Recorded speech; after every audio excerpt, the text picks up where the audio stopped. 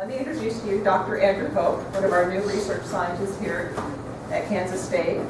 And the topic today, obviously, is mammalogy. So without further ado. Thanks, Jeff. Yes, I'm Andrew Pope. I'm going to do a really quick introduction just so that you know my background.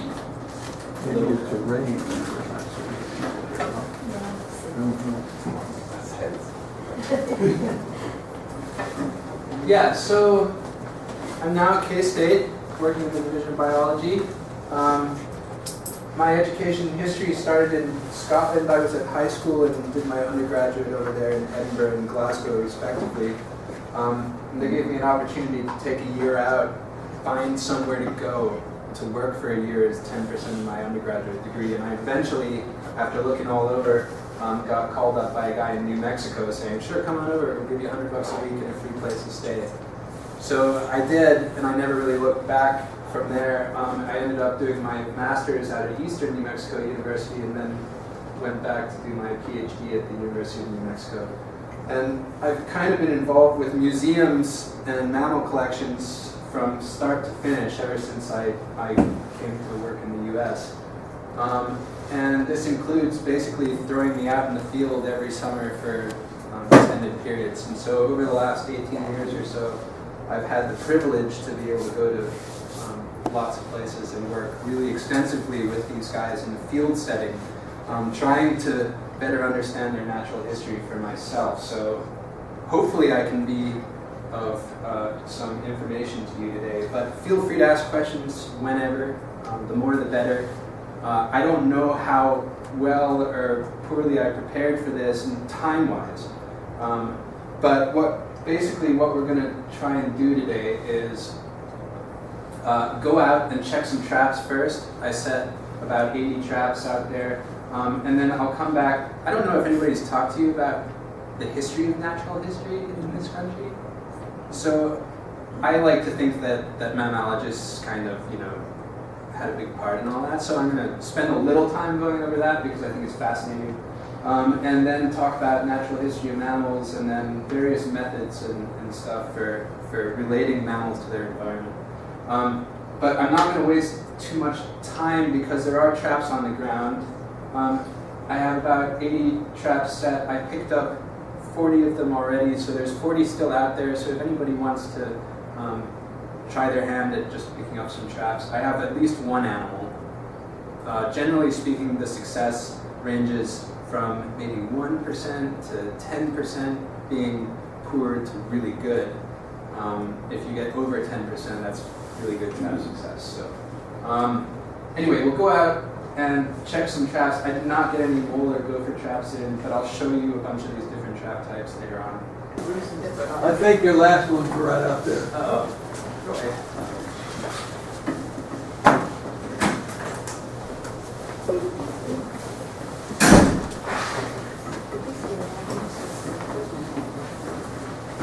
All right,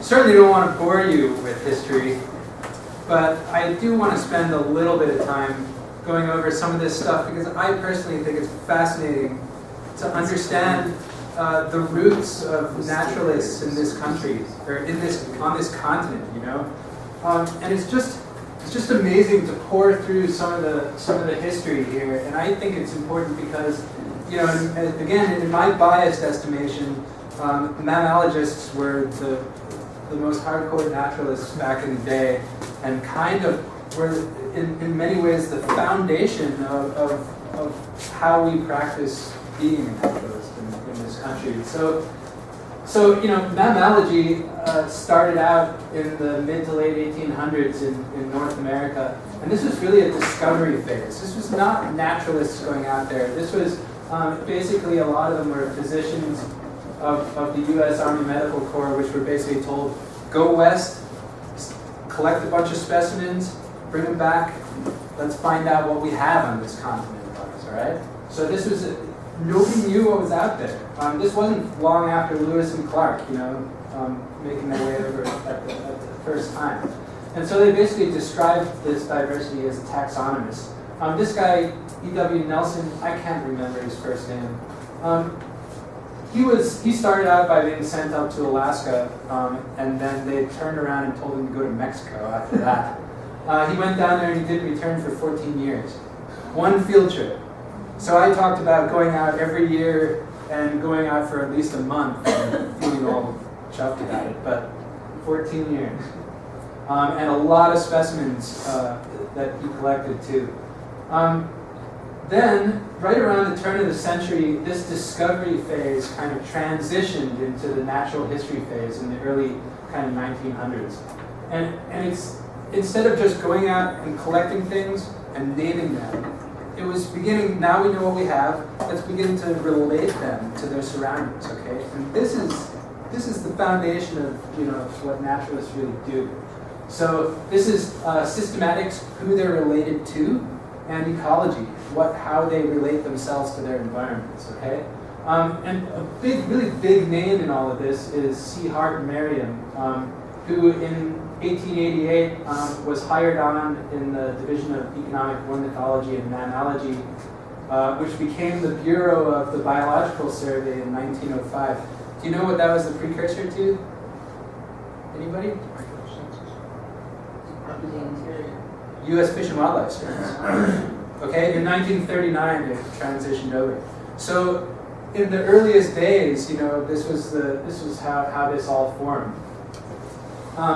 The American Society of Mammalogists formed in 1919 and was founded by C. Hart Miriam. And we're coming up on our 100th anniversary here in 2019. This book is a kind of background of the history of mammalogy in the U.S. It's an amazing book.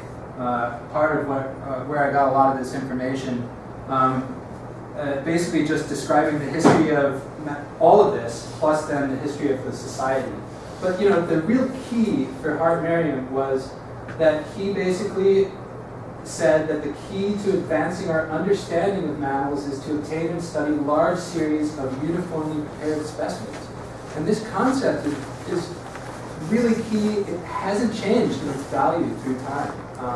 Okay, so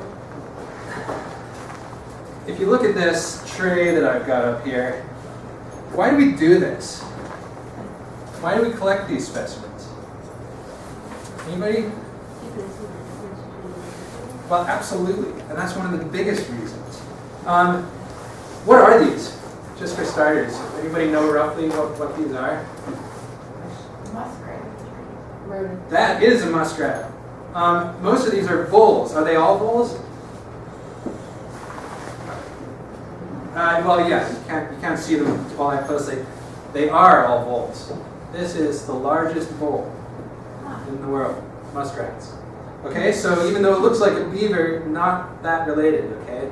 This is a vole. How many species do you think I have here?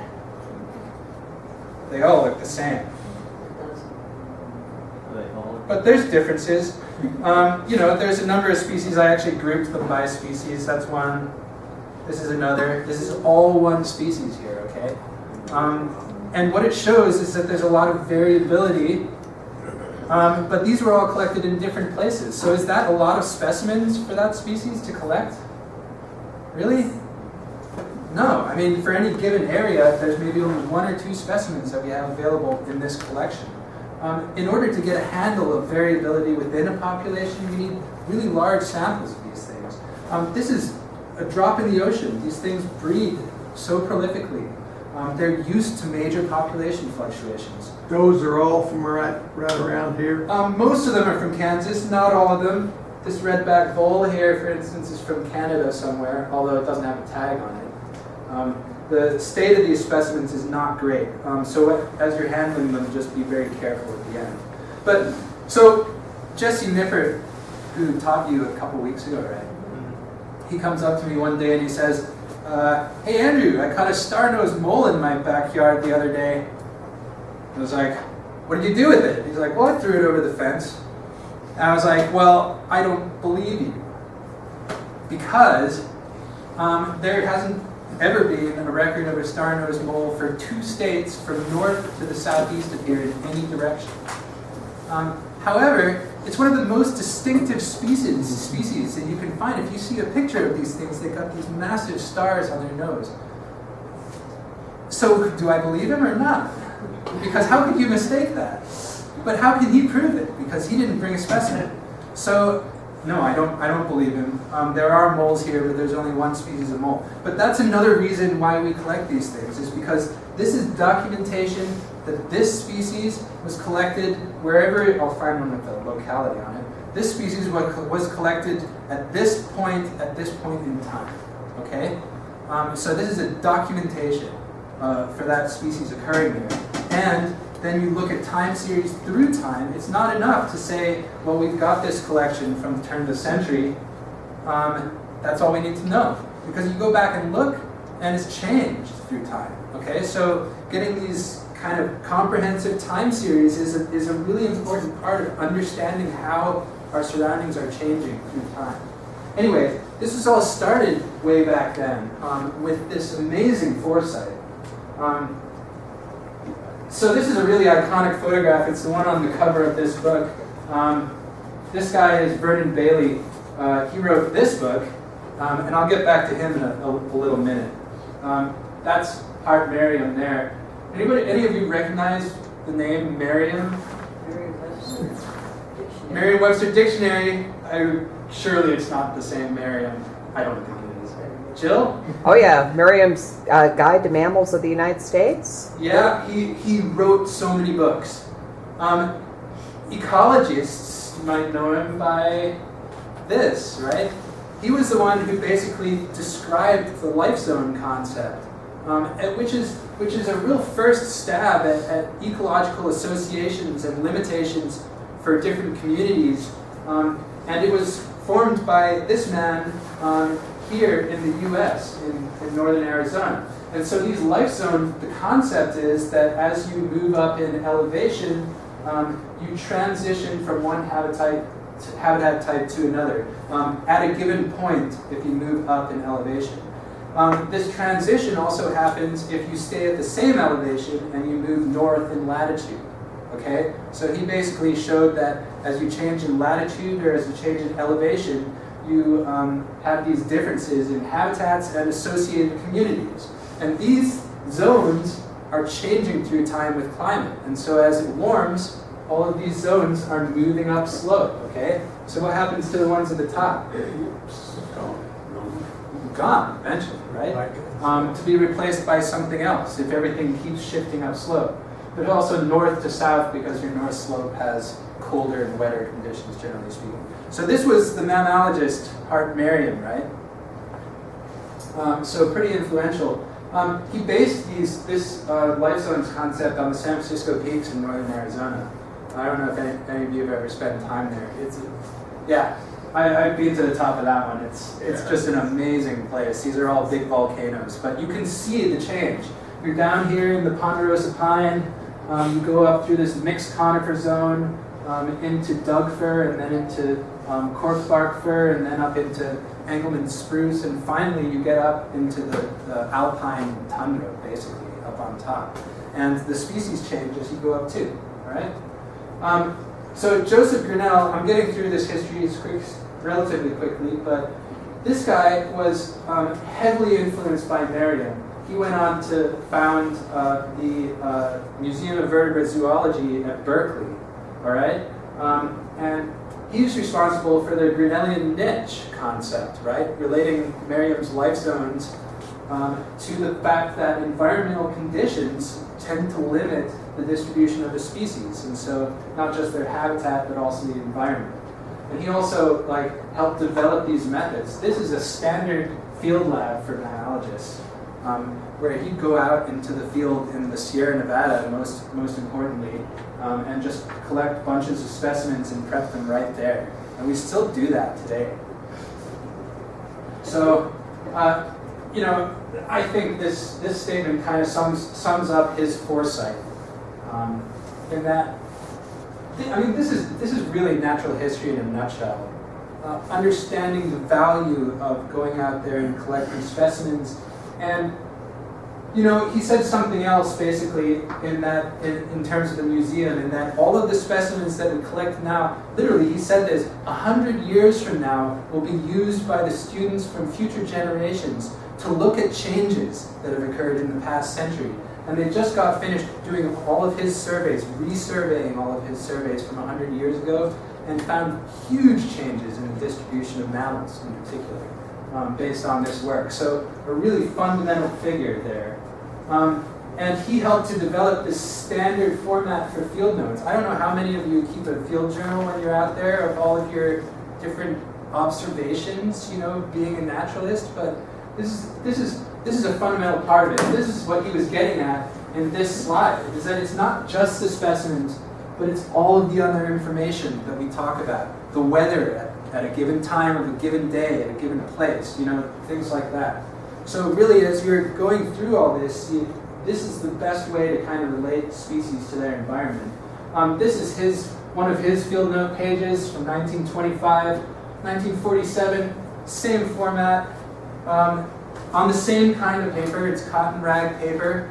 Here's another set here. These are mine, 2015, exactly the same format, It's really standardized. You can check these out if you want. I talk about everything that goes on our field trips. So it's a really important resource. In the museums, it's not just a specimen, it's all of this ancillary information. Here in Kansas, there's a long history of mammalogy. Jerry Choate from Hayes here. You notice there's a lot of guns I'm showing. That basically, these old timers, particularly in the West, would go out. But anyway, mammalogists tend to, once you become a mammalogist, you stay a mammalogist, and you beget more mammalogists. And we tend to look at our kind of family tree, so to speak, in terms of who we're related to through the past. I have a really big shoes to fill. My line of mammalogists goes back to Miriam himself, basically the first one in this country. This is him as a 16-year-old when he was recruited by the Biological Survey. To Grinnell at Berkeley. Raymond Hall was the curator at Lawrence at the museum there for decades, and wrote Mammals of North America. Cockram was his student who went out to Arizona. Robert Baker at Texas Tech, who's still with us. Terry Yates was the guy who said, "Sure, come on over. I'll give you $100 a week and a free place to stay." To me. Okay? Just so happened that I did my PhD under Joe Cook, who was a student of Terry's also. So this is kind of this lineage of mammalogy, and nothing's changed in the mentality and the connections to natural history. It's remained strong throughout that time, which I'm very proud of. Anyway, natural history is an observational science in my point of view, and I think it's extremely important for so many reasons, many of which I've just mentioned. So linking a given species with its surroundings. What habitat does it occur in? What other species form the community that it's a part of? What life history strategy does it have? Is it nocturnal, diurnal, crepuscular? Does it occur underground, in the air, in the trees, in the leaf litter? Making all of these associations. And so as I was talking about, how do we make predictions about what species occur where? Can you go out somewhere and go, this is what we're going to find? Or at least, maybe not the exact species that you think, but the equivalents in any given place, You'll have some kind of owl, and some kind of mouse, and some kind of carnivore, but they change by species. Andrew, can I say something? Yeah. That's, the reason why it's so important, right? The natural history is the fundamental source of new questions that people ask. That's great. Because, scientists will always tell you we're theory driven, but that's not necessarily true. I think especially in biology, it comes from observations where we discover fundamentally new things. Yeah. Often not theory. Thank you. You know what? About half of the questions you've asked me today, I haven't been able to answer. Those are questions that can still be answered, or maybe somebody else has. But the fact that you're asking those questions is the fundamentals of all of this. So yeah, absolutely. Thanks. And furthermore, add more into whatever I'm saying if you've got more to say. But I want to go back. I just can't pass up going through this. Vernon Bailey is the most iconic of all of these people to me. He wrote the first Mammals of New Mexico. He was such an interesting writer. So I'm going to show you some of his field notes, because these kinds of observations is just a pure naturalist. I'm going to start, it's actually a little out of order, but I'm going to start here. So he says, Thermomes plows the valleys over. These are pocket gophers.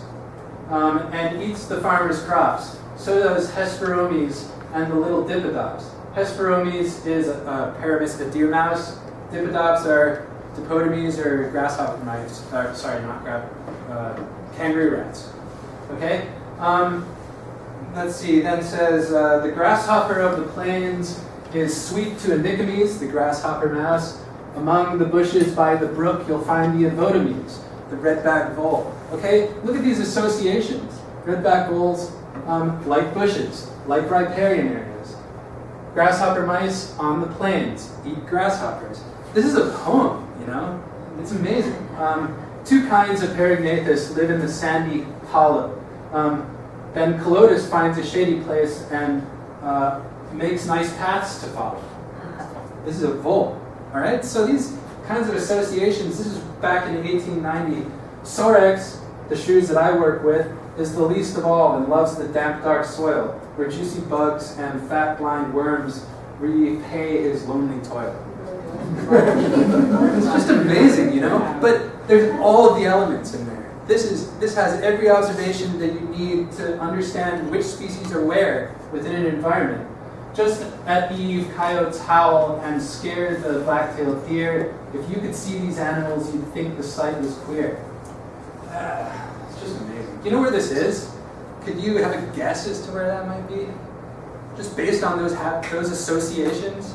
That's why I did this page first, because it actually says on the first page. Black-tailed deer, what's another common name for a black-tailed deer?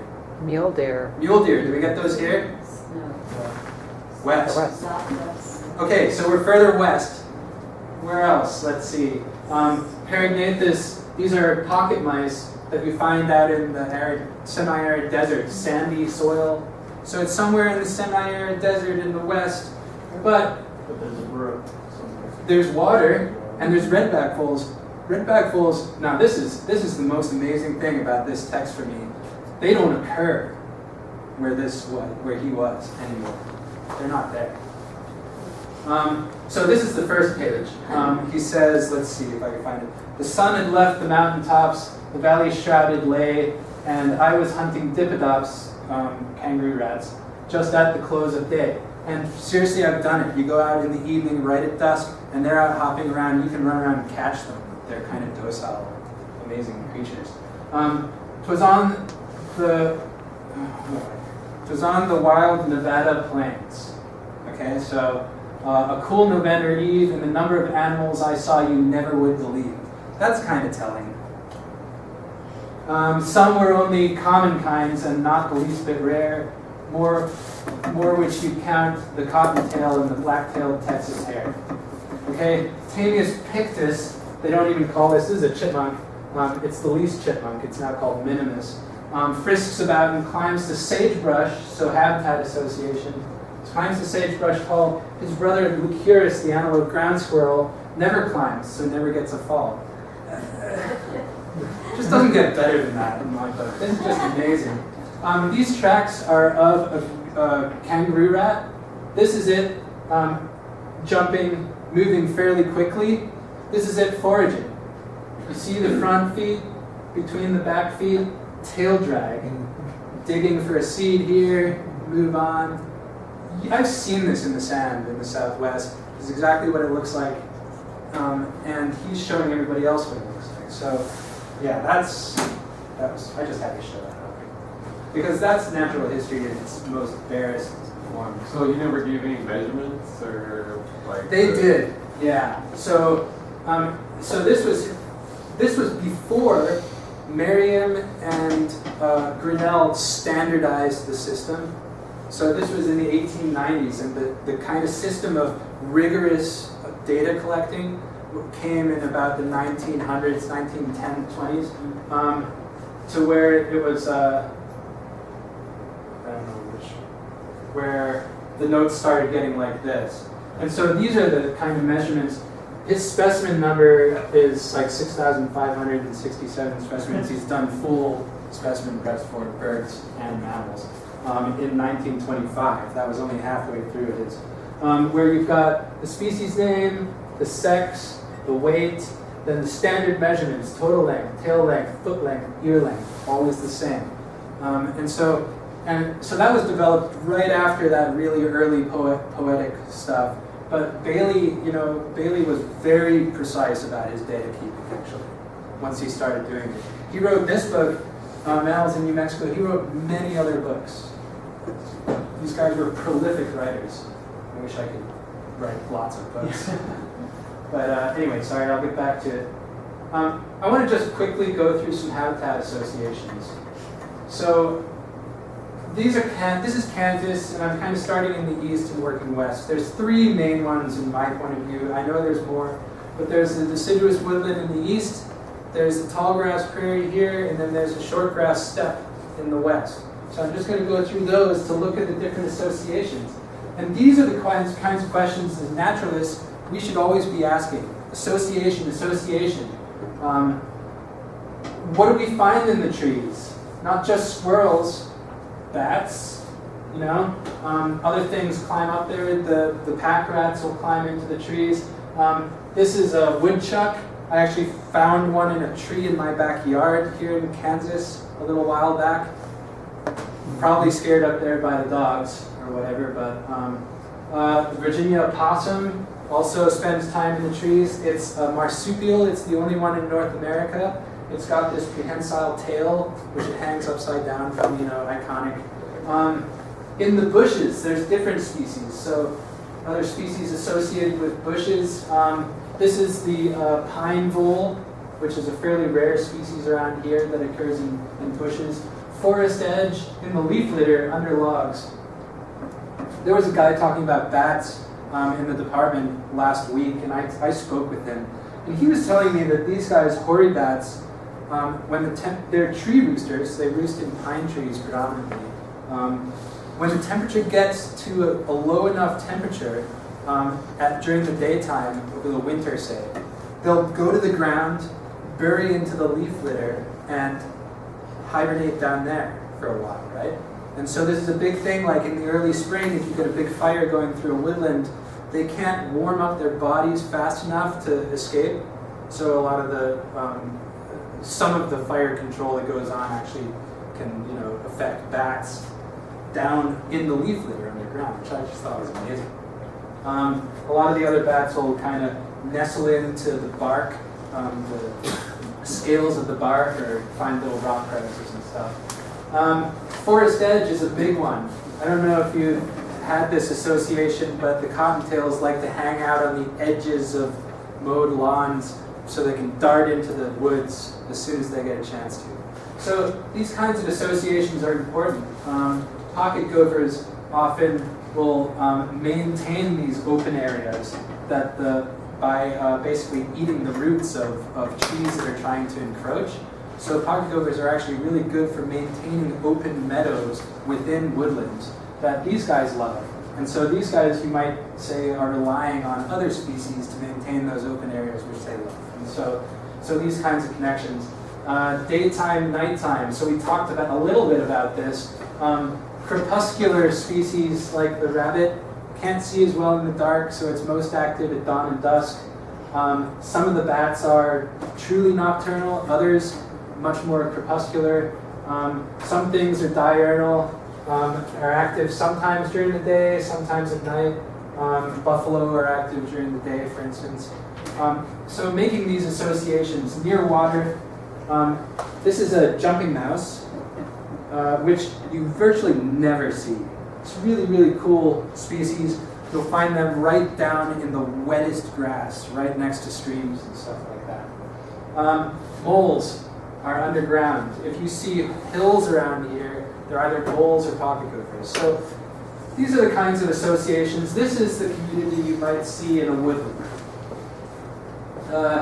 You move to tall grass prairie, and the first thing you might notice is that there's kind of representatives of all of those species on the last slide, that are more attuned to living in tall grass prairies. So again, here in the bushes, in the tall grass, during disturbed sites, these two at the top are two different kinds of shrew that occur here. This is the least shrew and Blarina, the short-tailed shrews, are the only two that occur here.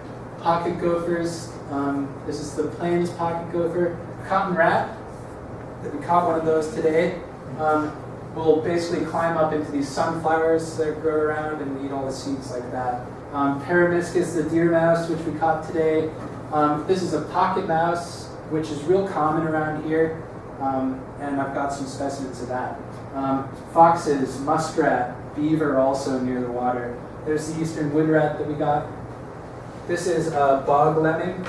It is here, but you only find it right down by the stream in the wettest areas, okay? So if you want to find some of these species and you know through your experience what habitat, you don't have to waste a lot of time looking somewhere where they're not going to be, unless you want to try and prove that they could potentially be in places that they're not adapted to. But good luck. And then you move out further west in the state, and we have shortgrass steppe. This is characterized by drier, more semi-arid environments, so you get a whole different suite of species out there. Here's the grasshopper mouse. These guys are highly carnivorous. We talked about harvest mice that eat grass seeds, deer mice that eat half seeds and half insects. These guys, all insects. So they partition their habitats by what they're eating as well. These are basically the wolves of the rodent world. You can go out in an evening in western Kansas or New Mexico and hear them calling. They stand on their hind legs and howl like a wolf. If you take an old camera where you used to have to switch on the flash and it would go, and charge, you can go out and do that and they'll like call back. So you can go and kind of call these guys in. They're great. You can have them as pets. They kind of stink though. They eat those stink beetles, the big black beetles that squirt that acid out of their butts. These guys will grab them and bury the butt in the ground and then eat them from the head first. but as a consequence, they smell awful.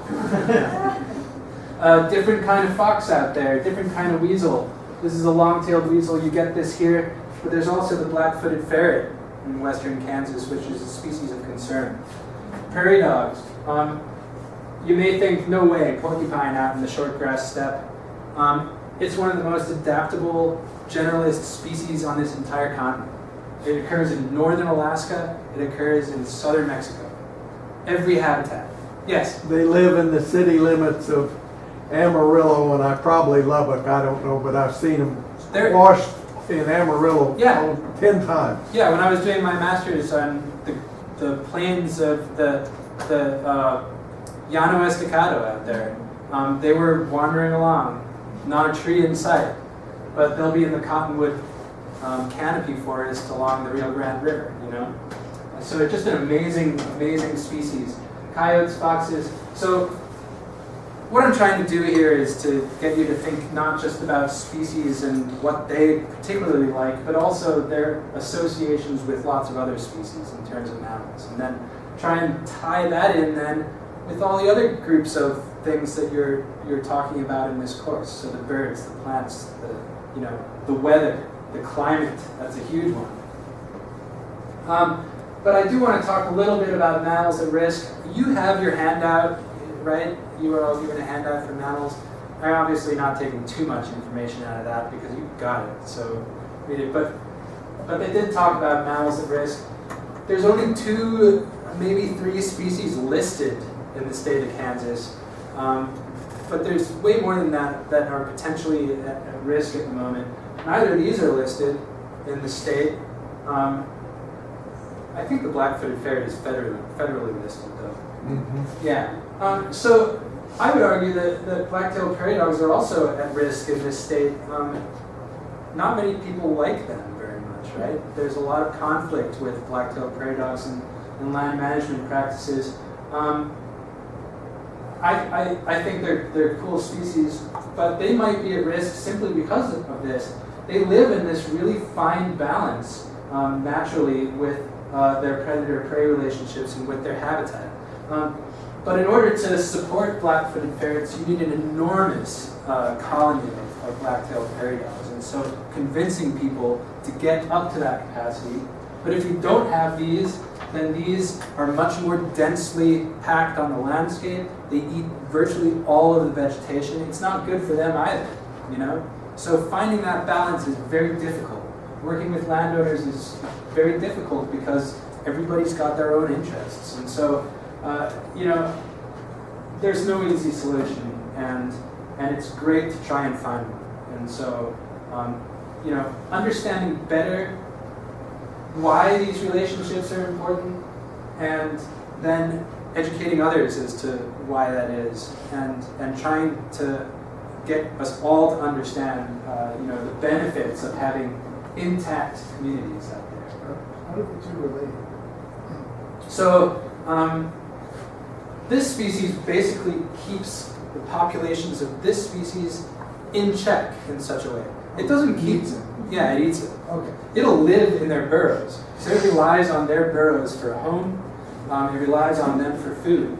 And it doesn't stop them from spreading out, but it keeps the densities in any given place at a much more manageable level. So like the grasses there can grow. It's not just a desolate, you know, dirt bowl, basically.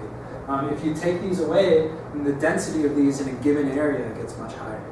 And so it depletes the food supply and everything like that. And so, you know, it's a pretty fine balance keeping that thing. And it's almost to the point, unfortunately, where it's not realistic to even maintain a good balance like that anymore in our present landscape, unless we begin to make changes to do that. Some of the other issues that we're dealing with right now, I don't know if you've heard of white nose syndrome in bats. Missouri's a big. It's huge. You can't go in a cage anymore. Yeah. At all. So with bats, right? Bats are mammals. They're volant mammals, which means they fly. Most of the mammals that we're thinking about today are non-volant, or they're terrestrial. These guys also roost in different areas. So some roost in caves, some hibernate in caves, others roost in trees. So there's a main dichotomy: cave roosters and tree roosters. The cave roosters are most at risk of disease because they go and hibernate in caves. They drop their body temperature down to ambient, but these caves are the perfect temperature and humidity to incubate this fungus, right? And their body just so happens to be at the ambient temperature and humidity, and so they can contract the fungus.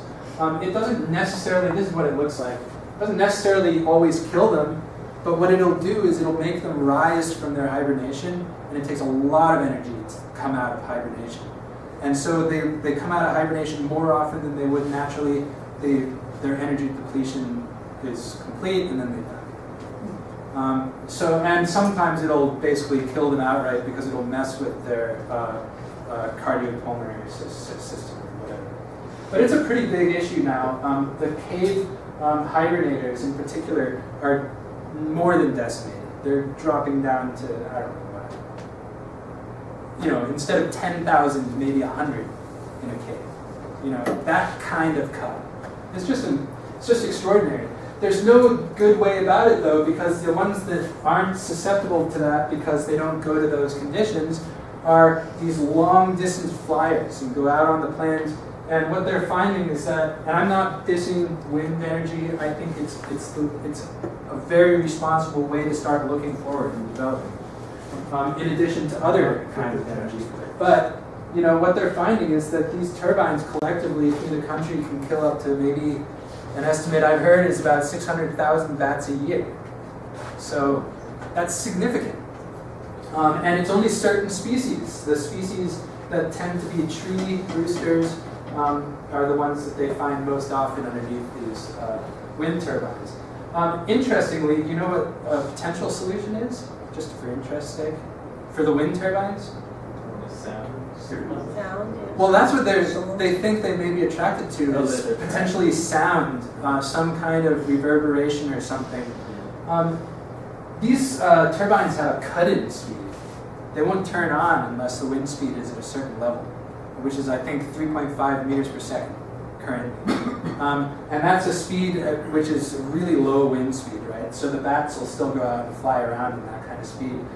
Once it gets to be a certain wind speed, too windy, the bats won't fly.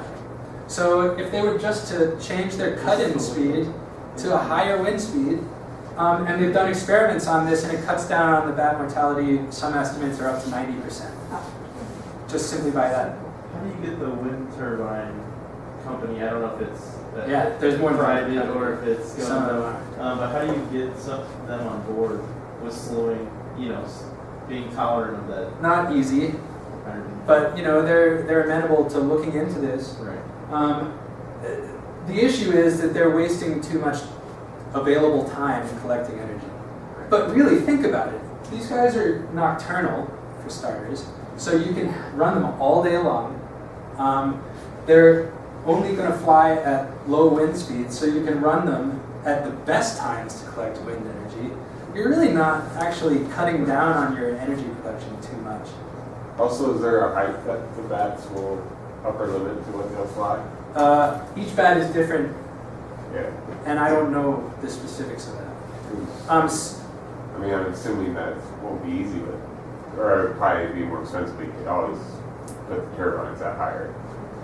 It'll probably cost a lot more. Yeah, higher or lower. I don't know. I don't know the answer to that. Yeah. But anyway, this is a major issue with a huge segment of the mammals that we have. This is another one that is listed in the state. The eastern spotted skunk basically hasn't seen a record in Kansas in several years at this point.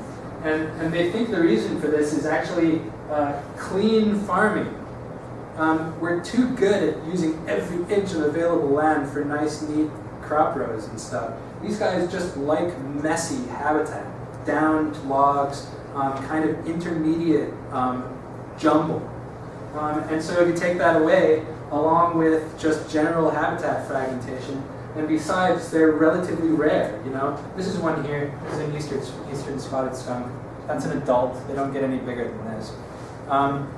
Yes. Is the common name civet cat? Common names are tricky. Yes, I'm sure people call them civet cats, but When I was a kid, that's what we called them. yeah, there are also a civet whole cats. group of mammals that are actually civet cats that aren't related to the skunks. But yeah, the common names are tricky because you can have 3 or 4 common names for a single species. But yeah, I wouldn't be surprised if these are called civet cats. Anyway, these kinds of things, I personally think there's probably a number of others, and the reason that we don't name them is because we don't know which ones they are. We're hugely data deficient. Nobody's done any mammal work in the state of Kansas, or very little, in terms of going out and exploring for mammals in decades at this point. Very few people still do that.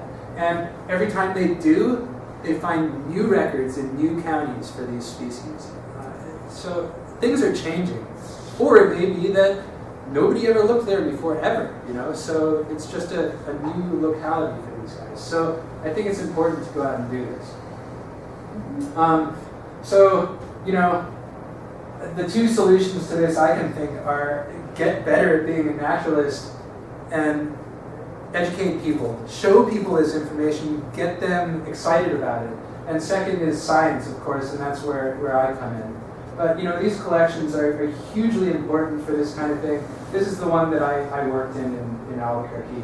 This is an academic sibling of mine. She's just finishing her master's on the mammals of the Gila mountain region in New Mexico, which is a neat little project. And she takes classes of high school students in there all the time to show them.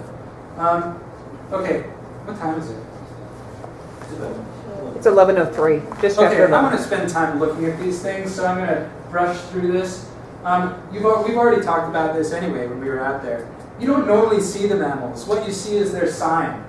And so you go down by a riverbank, it's one of the best places to look for mammals. And you'll never see a mammal, but you'll see that they were there. What was this? Anybody? Raccoon. Raccoon. Raccoons have hands kind of like ours. They've got the 5 fingers palmate, and they've got these deep fingers here. So they're a pretty easy one to tell. What's this? Beaver, yeah. So that's a pretty obvious one. This is a bone. I don't know why, but they're really common to find. I think because they don't break as easily. And that's why they look like this. This is a cannon bone. It's the fused forearm and foreleg of ungulates. So this is a bison cannon bone. And they fuse them because there's so much pressure on them when they're running and holding up the weight. So the hoof is down here, and the knee is, the knee is right here. It's cannon bone. This is a poop station I was talking about. This is classic voles. So you'll tease apart the grass and you'll just see these piles of poop. This is a real typical vole. This is a certain species that's down by the water, probably a meadow vole. This is also the vole runways. These are really common. Lots of different species use them.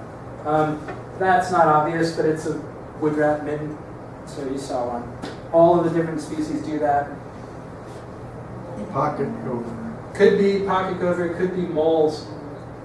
Telling the difference between those two is not easy. I was going to ask, because we have that at our cabin, we have them all over, and we don't. Yeah, so it's about knowing which species might even occur there. You can look up in the books and stuff and find. And so if it's only moles, like in my house, there's only moles there, so I know it is. But there are pocket gophers around here. Pocket gophers tend to push the dirt out at an angle. Moles tend to push it straight up. So you've got these nice conical piles, it's more likely a mole, and if most of it is kind of off to one side, pocket gopher. It's not the sure thing. So we would find piles of scales, or we started to find piles of fish scales around a farm pond in our place in Missouri in the Ozarks. What could that be? It's a predator. And we find mussel shells open on the shore. So that could be a raccoon or something, but Probably. But fish scales and Yeah. piles, I don't know. It's kind of reminding me of the poop stations. Yeah. Like a feeding station. Dainty eater. Yeah. So I don't know. Yeah, probably a raccoon. Really. Yeah, they're actually, with those hands, they're really good at, If- breaking open mussels. If the piles of scales and stuff around ponds or creeks like that, it's more likely a mink. A mink. A mink. Yeah. That's a good suggestion.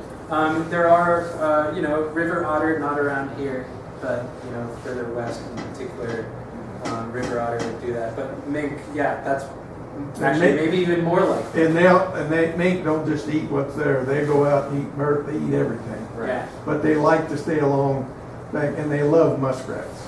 Okay. What's like this? prairie dog and black-footed Is ferret. that a mink? That's a mink. Huh. All right. What's that? Baby mink? Long, torpedo-like body. It's a weasel. Long-tailed weasel. It's got a long tail. Looks like a mink, but the size is a dead giveaway. That's a normal-sized mink. That's a normal-sized long-tailed weasel. Are they predators? All carnivores. I'll get to this in just a second. What's that? Is that a baby long-tailed weasel? It's a short-tailed weasel. It's actually, the common name is again confusing. The short-tailed weasel is an ermine, which is in between these two. This is a least weasel. This is the smallest carnivore in the world. That's full-grown adult. They've got these tiny little stubby tails. That's the full length of their tail. They occur here on Konza. They also occur up in the tundra in northern Alaska. Another amazing species. And if you ever find one, it'll probably be the only one you ever find in your life. They're that rare locally, but they're really, really widespread. I've caught two. Just boasting. I work with mammals. A little more likely. What's this? Owl pellet. Owl pellet. This is an amazing resource for discovering what mammals occur in a given area. Keep in mind that any owl will go hunt in a certain radius, and so whatever you find in here is spread from a distance. But there's sometimes entire skulls. I've caught some with shrew skulls and vole skulls all in the same pellet. You can break down. You can also get from these owl DNA. So you can sequence these and find out which owl was eating them.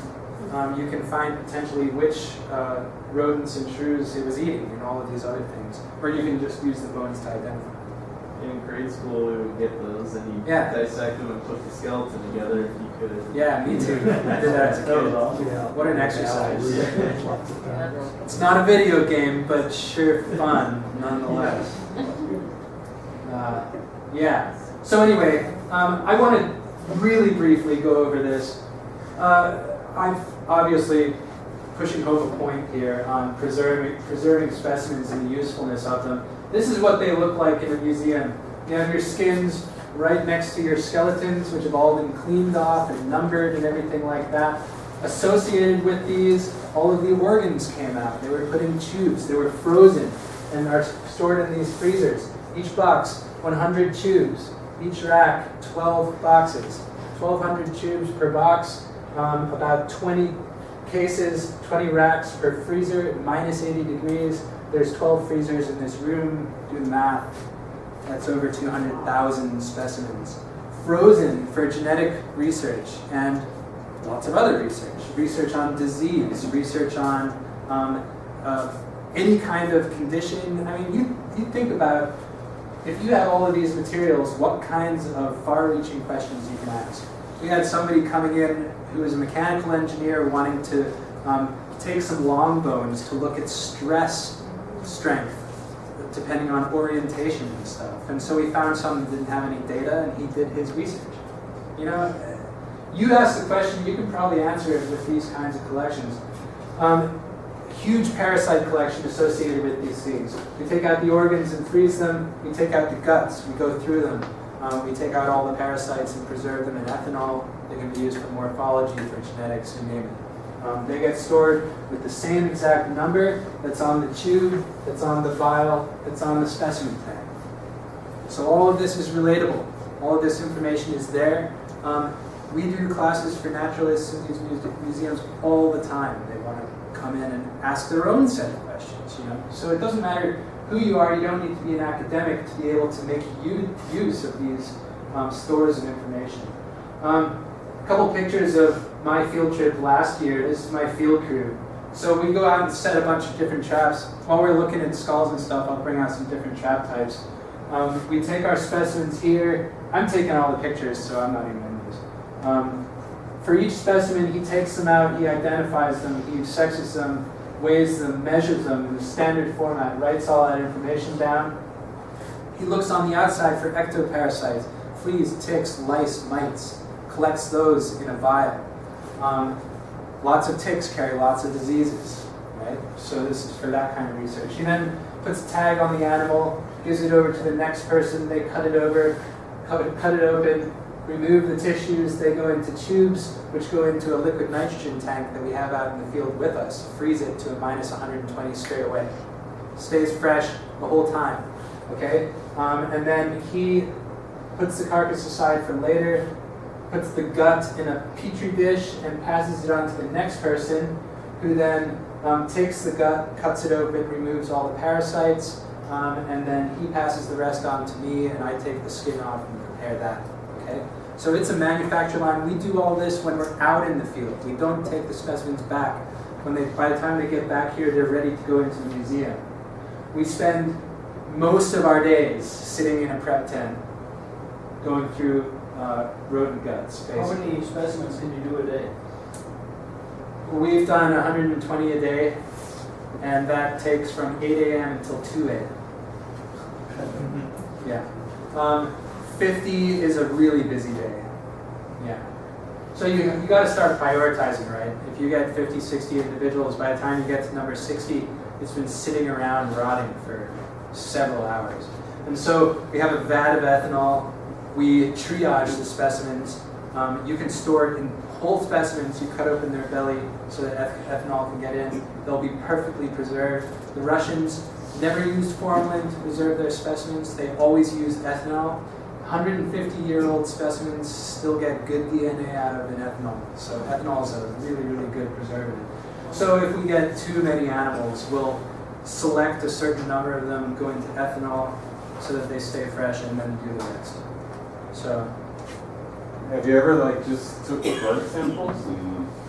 We collect blood, that's part of it. So we'll take a blood swab that people use to test for blood parasites and diseases. And also blood is preserved on a piece of paper, is preserved really well. Yeah. So, yes. But I mean to like reduce your sample. Like, Yeah, yeah, just- absolutely. So a lot of the time we'll set both kill traps and live traps and take a lesser amount of information on the live animals and then release them. And then the dead ones we concentrate on doing. But every part is used. Virtually nothing goes to waste here. So, and again, we're sampling such a small percentage of the populations. So this is kind of our field setup. That's our prep tent from last year. This is up in northern Alaska, in the Arctic National Wildlife Refuge, actually. And we have to dry out the carcasses. These are all various animals trying to dry out. That's one of our major priorities, is getting them dry so they don't rot. And then these are all some of the different parts that you get. So this is a nematode worm.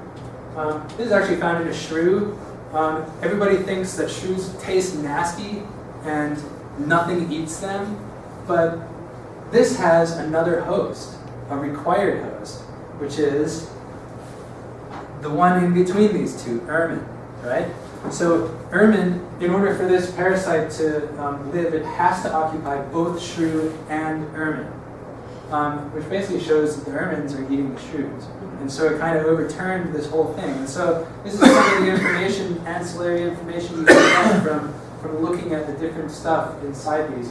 There's a tapeworm up here. That's a big tapeworm.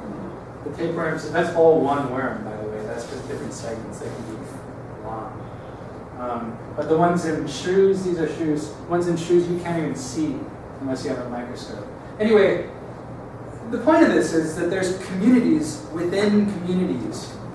One single specimen you hold in your hand has so much information, and other species inside it, on it, associated with it. It just boggles the mind, but it's so that you guys are aware of that. Okay, so mostly what you're going to see when you go out there is bones. A lot of the ways to identify these is, what are they eating? Are they carnivores or are they herbivores? Do they have specialized teeth for different things? Are there molars grinding molars or cutting molars? Are there incisors? Do they come in one pair or multiple pairs? Rodents, one pair of incisors on the top, one on the bottom. Okay? Rabbits look like they have one and one, but look closely at the rabbit skulls we got here. They have more than that. And so these are the kinds of things. This here is the cheekbone. It's called the zygomatic arch. We have them right here. That's it. And it's real obvious in most of these things. That's one right there, right? Where the eyes sit in there. Some things don't have them. Shrews don't have them. Other things have full ones. Look down on the skull. Look sideways. Look at the profile. These are ways to tell the difference. The biggest thing that you need to do as naturalists is to write down any information you can get that goes along with that specimen. Where you got it, GPS coordinates if possible, otherwise a descriptive locality, the date you got it, and any other kind of information, and your name. And then just freeze them if you don't mind. They're highly reduced. Mammals, one of the main features, if you did do your reading on the features of mammals, what are they?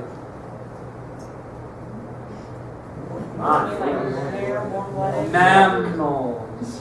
Mammary glands. We produce milk to feed our offspring. Not all of us. Are there any male mammals that produce milk? There are. There's one. Only one. It's a bat. Yeah, which is awesome. Mammals have hair. We're the only group that has fur. Okay? It may look like fur, but it's not. It's modified scales or something else. But we have hair. But to answer the question, what was the question again? Characteristics of mammals. Armadillos. Yeah, so teeth. Heterodont dentition is another main thing with mammals. Even though like sharks have different sized teeth, they're all more or less the same. Mammals have developed different teeth to do different jobs, okay? And so if you pick something up that obviously has differentiation between the different teeth types, you can immediately say it's a mammal. So that's a big one. Armadillos have highly reduced teeth because they basically just eat grubs and soft-bodied animals, so they don't use their teeth anymore. So the teeth are a really big one. So look at that while you're up here.